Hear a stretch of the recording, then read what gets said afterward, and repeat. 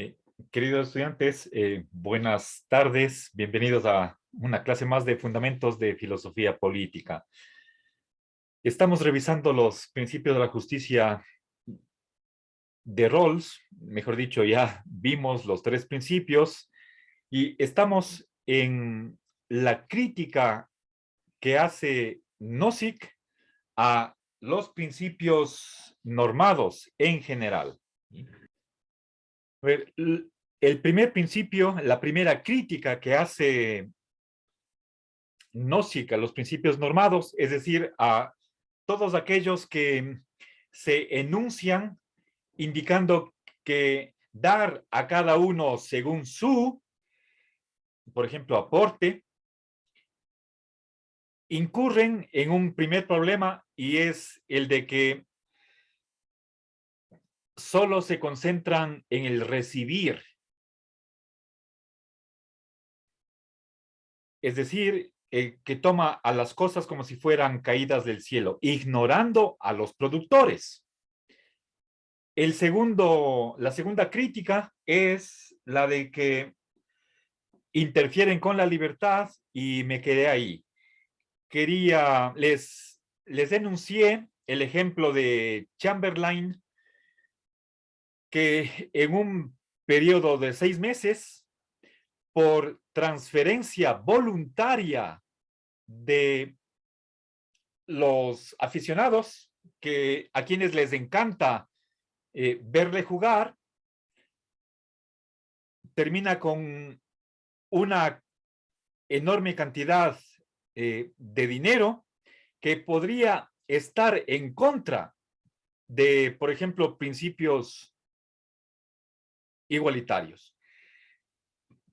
Y por lo tanto, según esa posición igualitarista, el Estado tendría que intervenir para restablecer igualdad de condiciones. Bien, entonces, el problema que ve Nozick en esa intervención del Estado es la siguiente.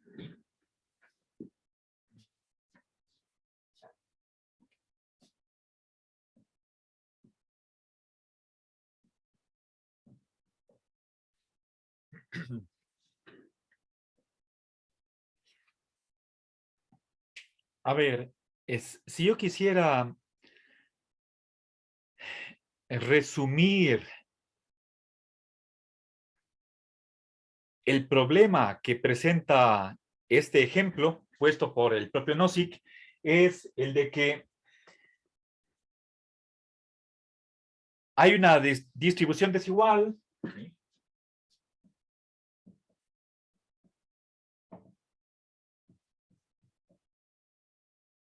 y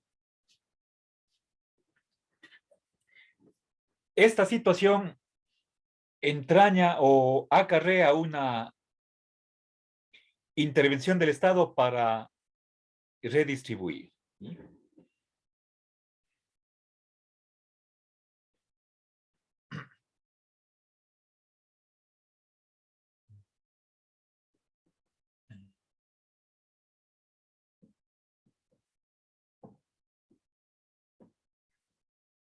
A ver, el ejemplo,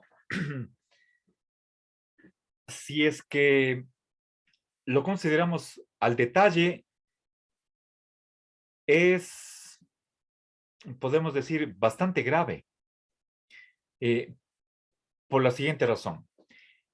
Recuerden que uno de los puntos de este caso de Chamberlain, que es no sé si tal vez todos, a ver, aproximadamente creo que todos de los que están presentes el día de hoy también estuvieron en la clase anterior. Chamberlain es un jugador de básquet y en cada escenario en los que él juega durante un periodo de 6 meses, a la puerta, hay una ánfora en la que aquellos que deseen voluntariamente pueden hacer una donación de 25 centavos y que van a parar al bolsillo privado de Chamberlain. Y al final de esa temporada termina con, si no estoy mal, la cantidad de $200,000. Pero eso es en el año 74.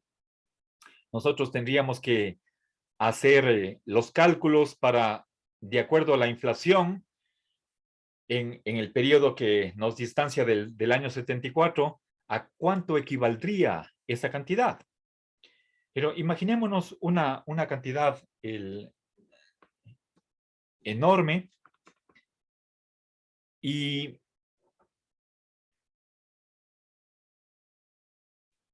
podemos decir que ese resultado final contradice ciertos principios de una teoría de la justicia y por lo tanto habría que deshacer esa desigualdad. ¿Sí?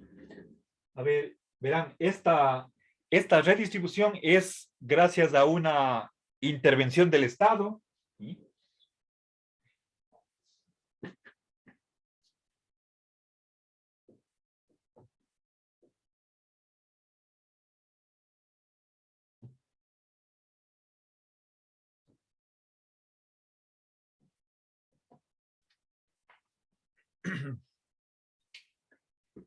Y que a la larga lo que está haciendo es restringir la libertad, interferir con la libertad. ¿Sí?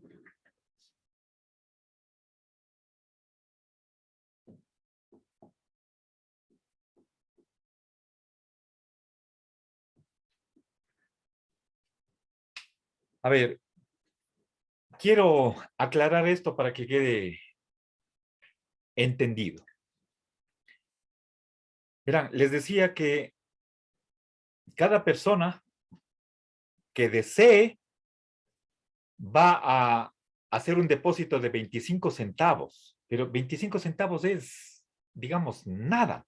Bueno, por supuesto es poco, pero seguramente con miles y miles de aficionados que hacen lo mismo, se termina con una cantidad enorme.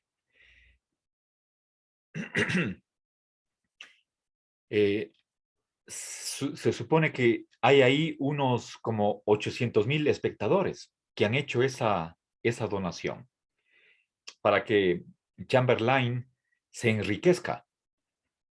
Pero es un enriquecimiento que podría ser censurado, desaprobado por cierta teoría de la justicia, por ciertos principios de la justicia. Recuerden, nosotros anteriormente vimos el problema de la igualdad con el texto de Antonio Enrique Pérez Luño. Y una idea que tenía Jean-Jacques Rousseau era la de que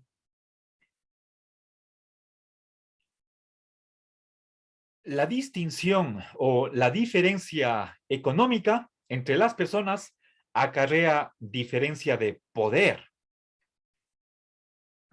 Sabemos que a distinta capacidad económica también tenemos distintas oportunidades en la vida, distintas expectativas. Hay distinta capacidad de compra, un distinto poder de satisfacer las necesidades, etcétera, etcétera. Entonces, a esta desigualdad van unidas consecuencias que a la larga van a perjudicar la convivencia.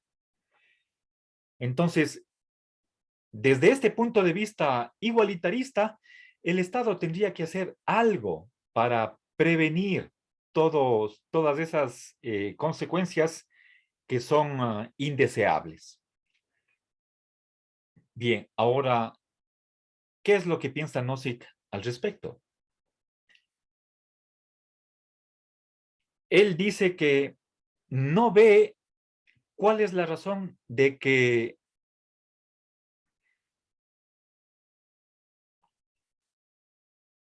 haya una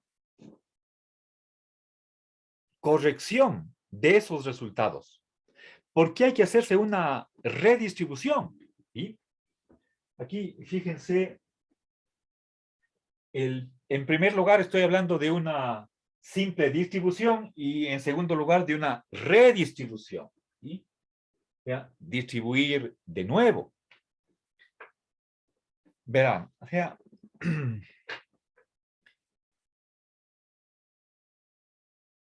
a ver, una distribución desigual, es decir, que va a chocar contra una tendencia igualitarista.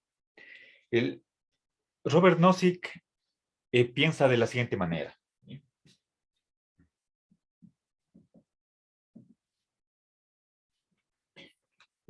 Consideremos nosotros tres situaciones.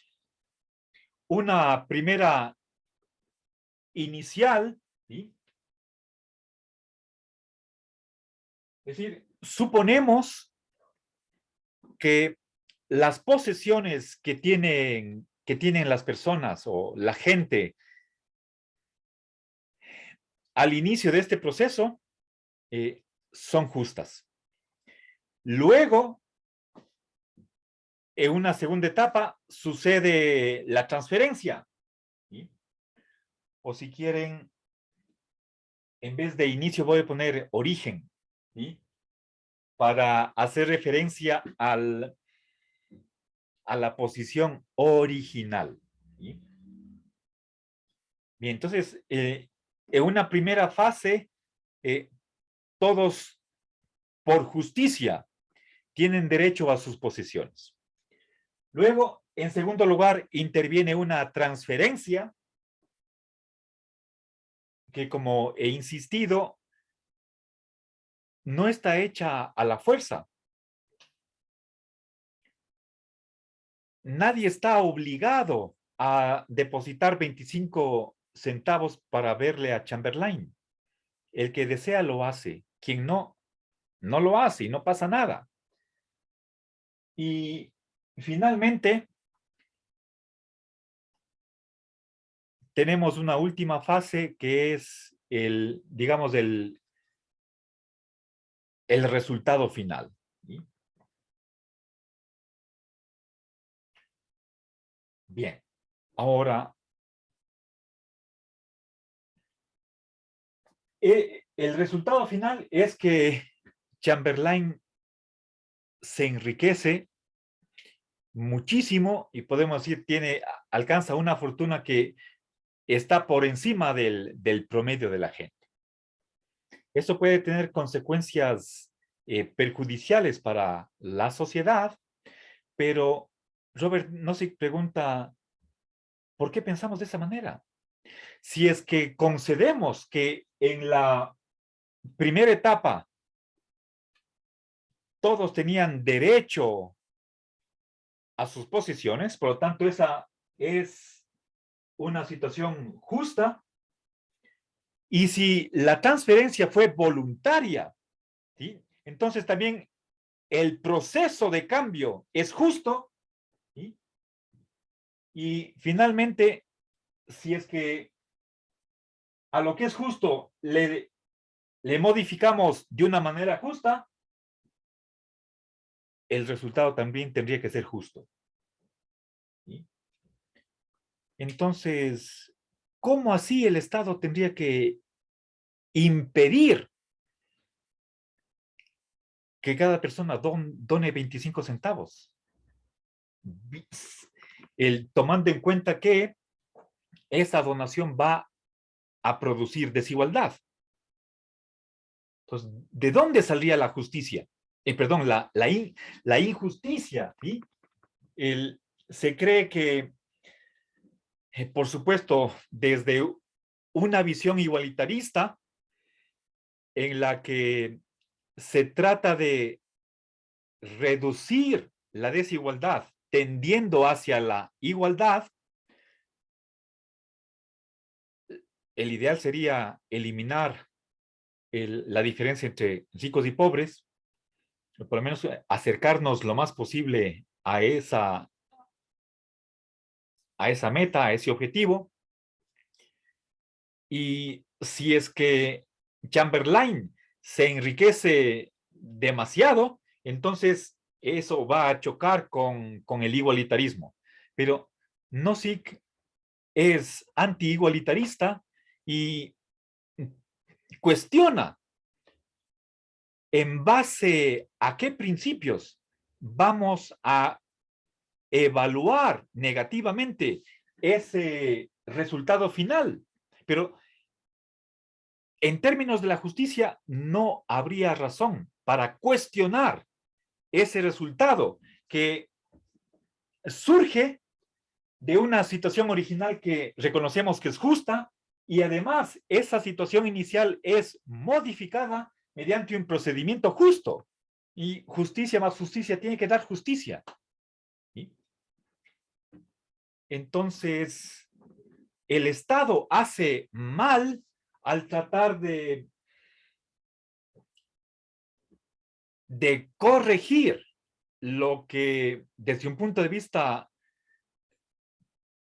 igualitarista no debía hacerse. Por lo tanto, impedir que las personas donen 25 centavos. Lo grave de este ejemplo es que el Estado estaría obstaculizando la transferencia de una mínima cantidad. O sea, ¿qué es 25 centavos para el bolsillo de una persona? Pero por supuesto, estamos hablando de unas 800,000. Podría ser 1,000,000 de personas. Estábamos pensando solamente en un periodo de 6 meses. Pero, y el, entonces que el Estado no nos permita ni siquiera regalar 25 centavos, ya eso para no sé qué es el colmo, ¿sí? Y por eso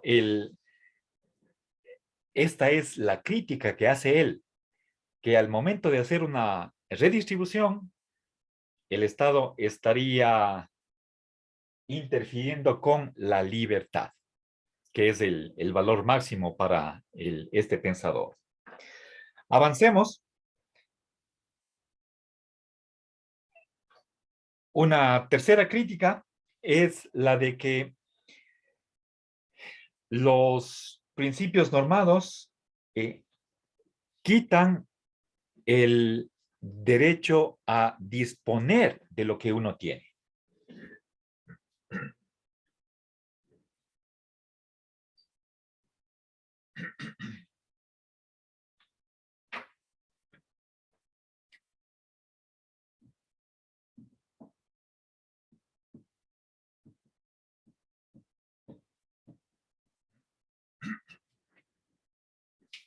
Bien. Miren,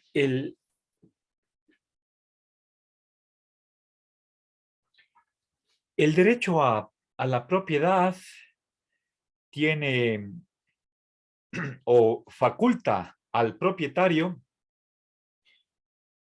a usar, a disfrutar y a disponer de los bienes y de los que es propietario.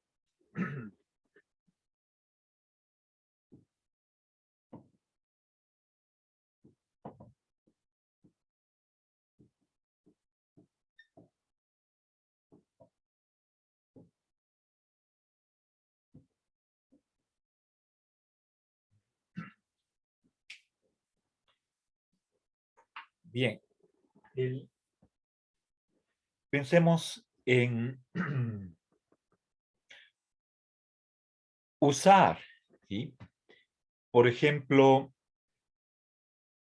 el dueño de una casa o de un automóvil está ocupando esos bienes, y ese es parte del derecho de propiedad.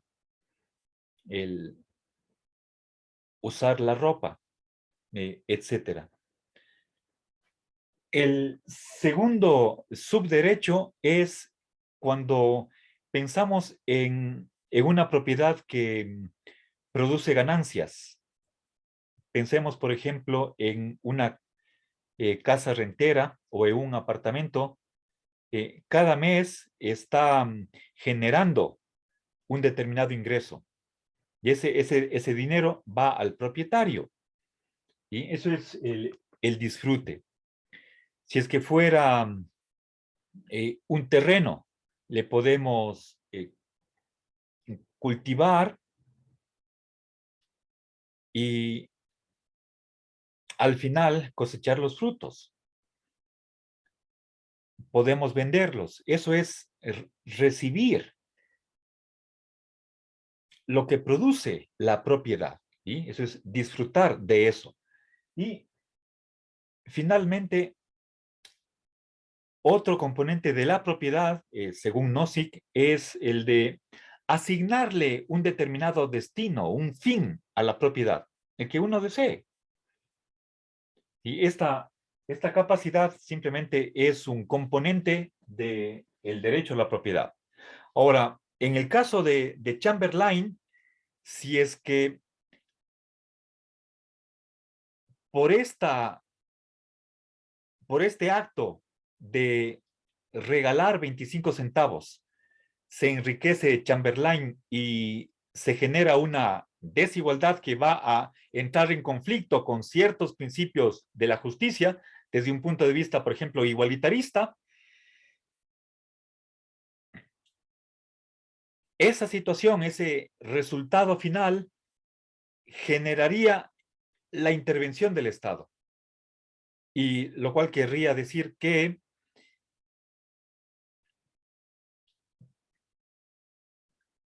para que no suceda nuevamente esa desigualdad enorme, el Estado podría prohibir que la gente regale 25 centavos a Chamberlain. Entonces, eso para Nozick es anular, quitar este tercer derecho o subderecho que es componente, parte integrante, esencial del derecho de propiedad. ¿Sí? El derecho de propiedad está compuesto de estos tres componentes y si quitamos uno de ellos, entonces se está lastimando, se está perjudicando el derecho de propiedad. Eso es la tercera crítica que menciona Nozick.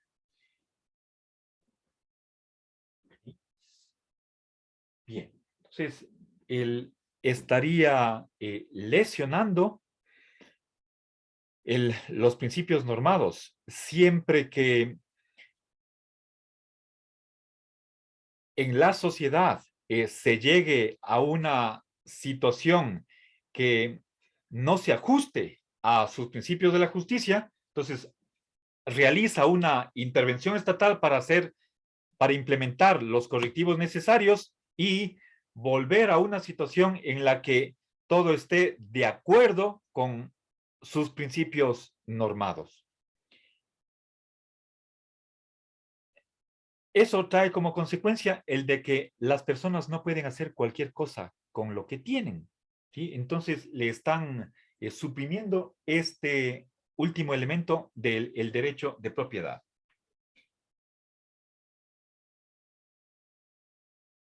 A ver, lo cual quiere decir que esta redistribución está violando los derechos.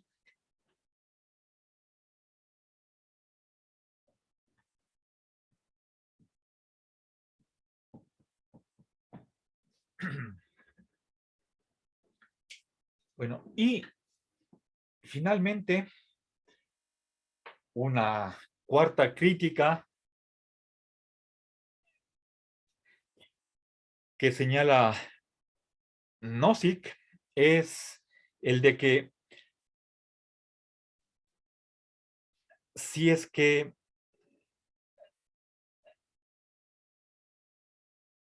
una redistribución se hace a través de los impuestos, que es lo que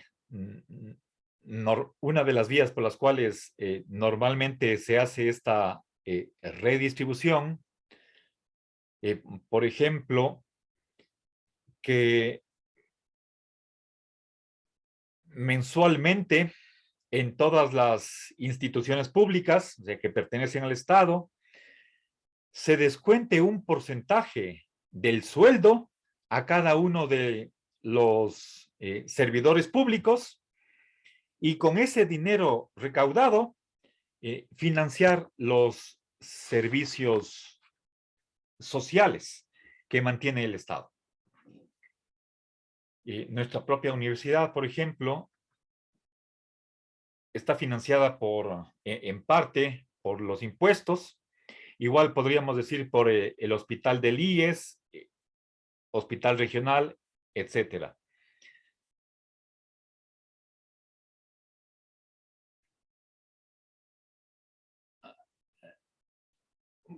El Estado puede tener otras fuentes de financiamiento, pero una de ellas es los impuestos. ¿Cuánto me retiran de mi sueldo? Puede ser 10%, 8%, 12, 20, 40%. Eso depende de los países. Les cuento que, a ver, si no recuerdo mal, en la crisis de 1929 en Estados Unidos, en tiempos del presidente Roosevelt, el impuesto de aquellos que tenían un ingreso anual, que si no estoy mal era de mayor a $20,000, era del 90%. Creo que la propuesta que tenía el presidente era de más del 95%, pero a la final lo que aprobó el Congreso fue 90%. Entonces, fíjense, ¿qué es lo que piensa eh, Nozick con respecto a esos impuestos?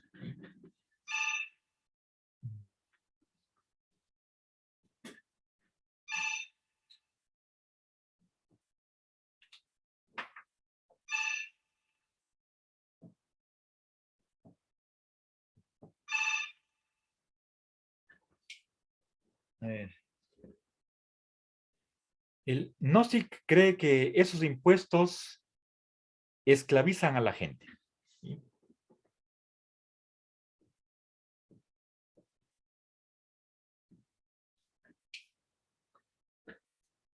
A ver, pero a ver, estoy hablando del impuesto al salario.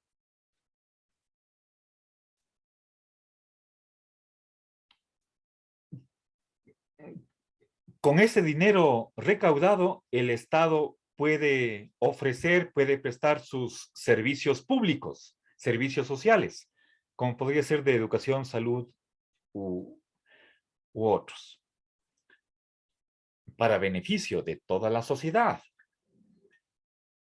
Ahora, no si piensa que si es que por ley, obligatoriamente, o si quieren ustedes a la fuerza, parte de el salario va a estar destinado a ayudar a otros, entonces eso es trabajo forzado en beneficio de otros, quiera o no quiera. Si es que no lo hago, me cae una multa, un castigo. Y eso es precisamente lo que es la esclavización, según Nozick.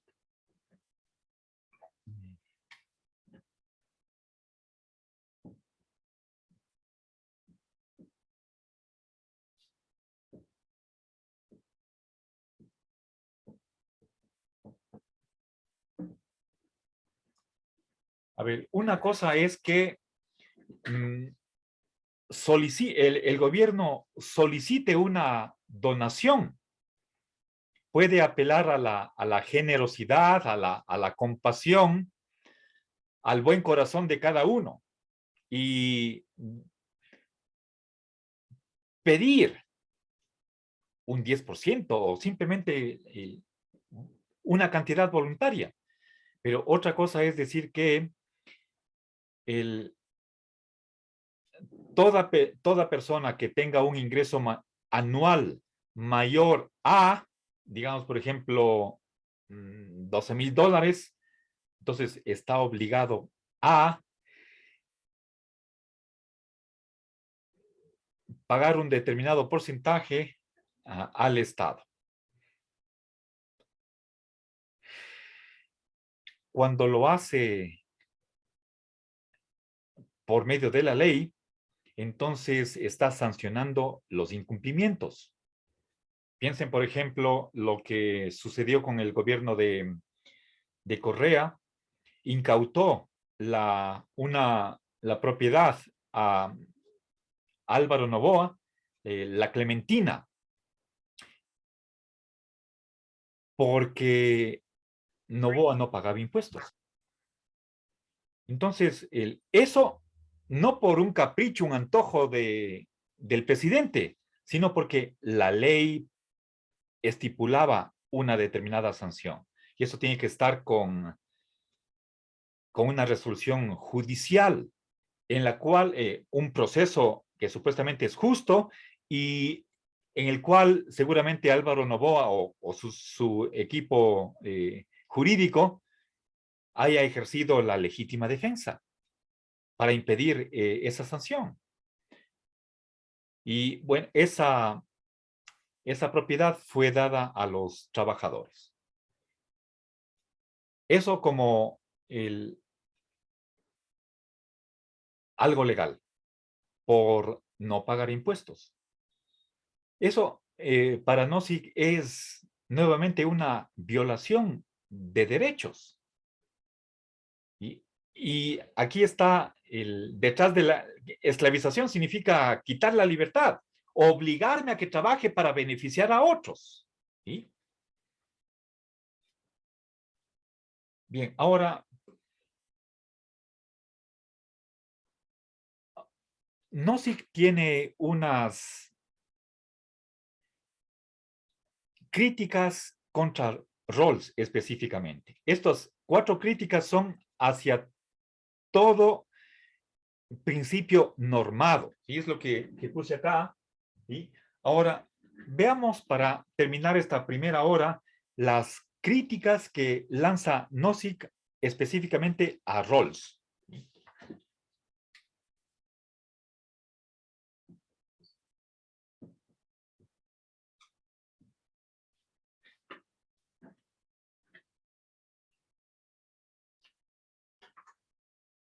A ver, una primera de ellas es la de que por el velo de ignorancia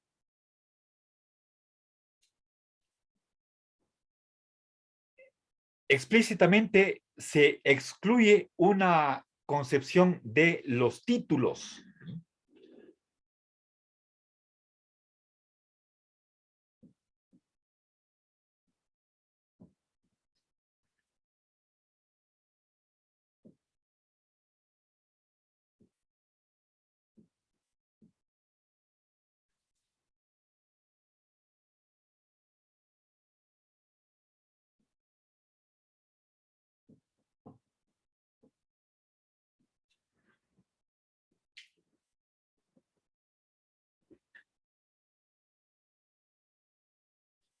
A ver, recordemos, nosotros vimos que la teoría de la justicia de Rawls se inscribe dentro de una corriente contractualista, lo cual significa que los principios de la justicia, lo que define lo que es la justicia, lo determinante de la justicia, está decidido por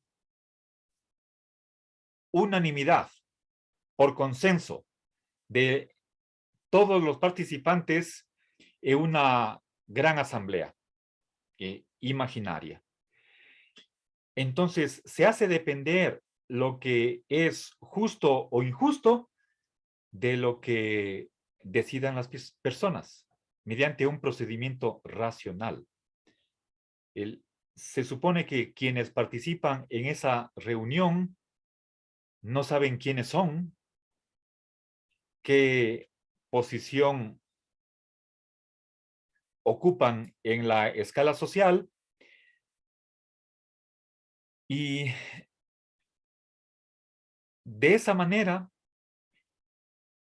uno va a la asamblea sin saber si es que posee o no determinados bienes. Eso se pone entre paréntesis, mejor dicho, se deja de lado y bajo esas condiciones nos ponemos a deliberar. Entonces, el procedimiento ideado por Rawls, según Nozick, precisamente está imposibilitando, está obstruyendo, obstaculizando el que nosotros pensemos que las cosas que existen en la sociedad son producidas por alguien. Alguien las ha creado. Que las cosas tienen dueño. Que no es que simplemente están ahí y nos preguntamos, bueno, vamos a ver quién se lleva qué. Entonces, Nozick nos llama la atención sobre la función que cumple el velo de ignorancia de Rawls, que precisamente lo que está haciendo es anular el derecho que tienen los productores. Y eso es lo que quiero. Cuando hablamos de concepción de los títulos, ese es el nombre que Nozick, el rótulo, la etiqueta que Nozick pone a su propia teoría de la justicia. Justicia en las pertenencias, adquisición original, transferencia voluntaria y corrección de la injusticia. Esa es la teoría de los títulos. ¿Cómo se originaron los bienes? Alguien tuvo que trabajar. Y eso tenemos que borrar de nuestra mente al momento de ingresar a la asamblea, según Rawls.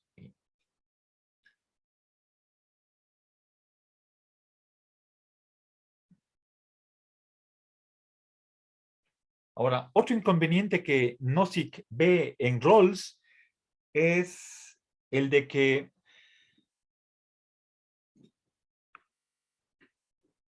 la desigualdad en los dotes naturales no puede ser razón para una desigualdad en pertenencias. Eso según Rawls. Pero, a ver, ¿a qué me estoy refiriendo? Recordemos que para Rawls hay dos tipos de bienes, los sociales y naturales. Dentro de los bienes sociales están los derechos, las oportunidades, las riquezas, los ingresos, los poderes. En cambio, dentro de los bienes naturales están la inteligencia, la imaginación, la salud y la vitalidad, esa fuerza que tenemos para hacer cosas. Por nacimiento, ya tenemos nosotros una cierta predisposición para ser más o menos inteligentes, más o menos saludables, heredamos ciertos dones de nuestros padres Y eso nos distancia de los demás. Eh, por supuesto que no solamente cuenta esas habilidades innatas, también debemos contar con que cada individuo ha hecho algo como para desarrollar esas habilidades. Ahora, según Rawls,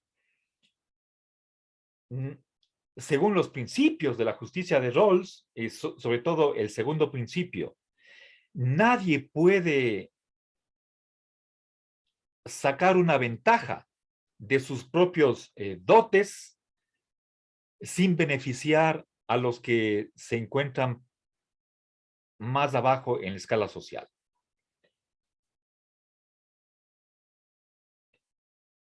A ver, por ejemplo, pensemos en un cómico. Podría ser un cantante, un actor de cine, un futbolista, pero regresemos a un cómico. Puede ser tiene un show de televisión, una vez semanal, por ejemplo, y divierte a la gente. Entonces, tiene esa habilidad de un dominio del lenguaje, de narrar situaciones humorísticas, y con eso la gente pasa un buen rato. ¿Sí? Por hacer ese programa, puede convertirse en recibir un ingreso alto y enriquecerse. Ahora, lo mismo puedo decir de un cantante, de un actor, una actriz.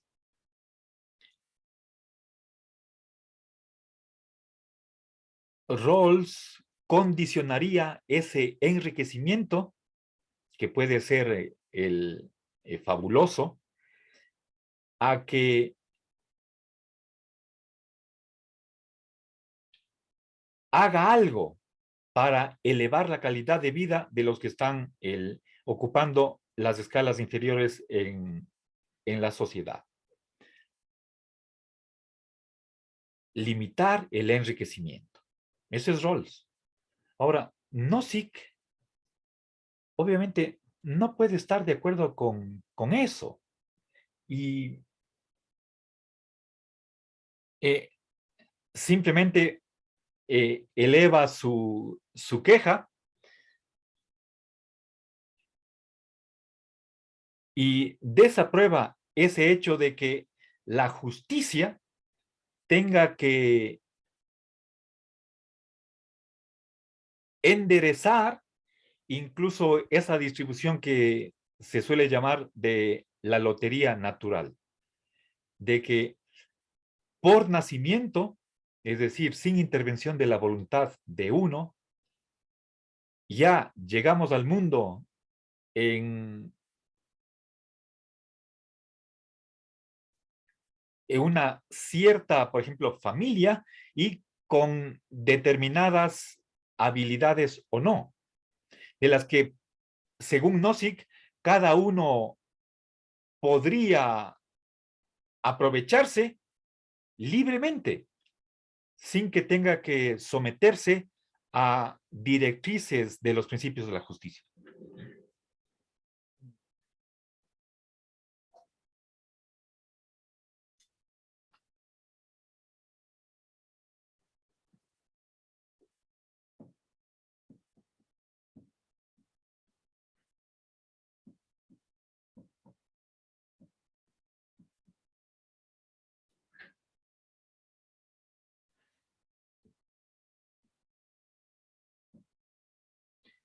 Voy a abreviar pertenencias con la épsilon minúscula griega.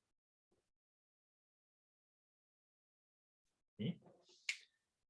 La distribución en los dotes naturales acarrea, conlleva, entraña es lícito que acarree una desigualdad de pertenencias. ¿Ya?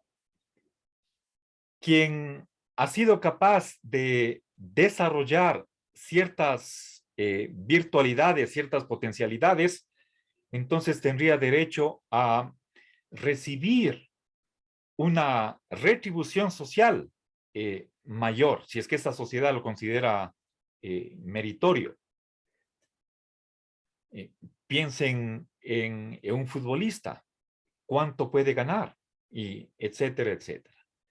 Entonces, Nozick se opone a que en nombre de unos principios de la justicia, nadie pueda aprovecharse de esas habilidades. Y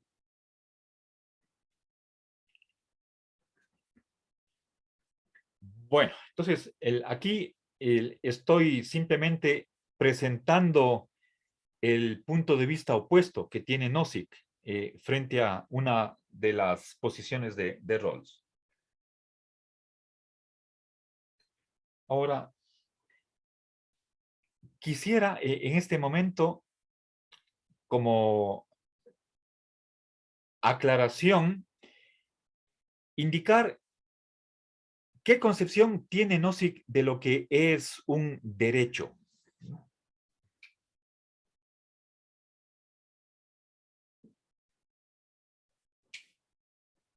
A ver, pero voy a detener aquí la grabación y, queridos estudiantes, voy a terminar esta presentación sobre Nozick, por lo que respecta a la justicia, con una indicación de qué entiende Nozick por derecho, derecho humano. Derecho que tienen todos los individuos que son miembros de una sociedad. Dos características. Es un permiso para hacer algo, ¿sí?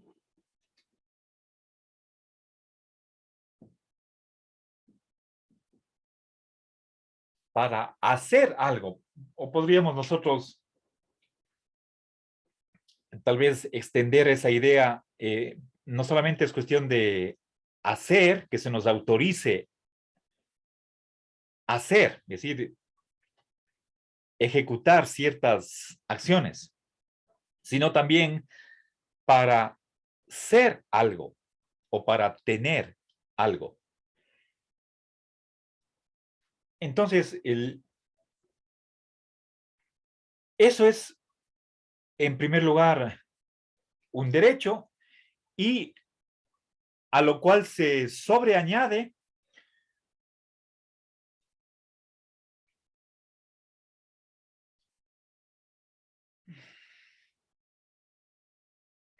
una obligación de los otros de no interferir, ¿sí? Obligación de no interferir.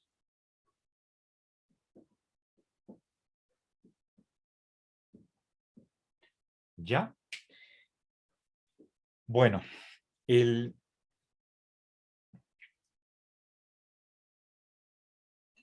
esta concepción de lo que es un derecho la voy a profundizar en nuestra siguiente unidad y última para finalizar el programa, la temática de los derechos humanos. Me parece una concepción correcta, pero por otra parte también Nozick afirma que los únicos derechos que tenemos son negativos, ¿sí? Es decir, derecho a que, a ver, perdón,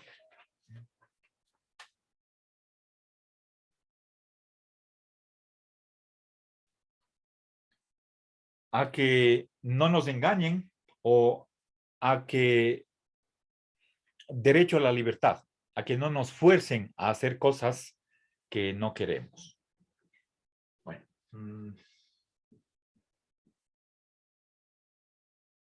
Bien, ¿qué es un derecho negativo? Eso lo voy a explicar en nuestra próxima unidad. Entonces, con esto acabo lo que es, no sé si el texto, el quizás el más influyente que es en la filosofía en general, que escribió Nozick y que estamos precisamente, una de cuyas partes he presentado aquí en clase, Anarquía, Estado y Utopía, contiene tres partes. La primera tiene que ver con una justificación del Estado mínimo frente al anarquismo. Pero esto lo voy esa presentación de esas ideas que son importantísimas, las voy a dejar para más luego, cuando precisamente pasemos a la unidad última del curso sobre el Estado. Pero para empezar el tratamiento de esa unidad, quiero iniciar con la temática de los derechos humanos, que es lo que voy a hacer inmediatamente. Pero antes de eso, no sé si tienen ustedes alguna consulta, alguna pregunta o alguna crítica contra Nozick o con la manera que yo presenté a Nozick. No. Entonces, termino aquí este video.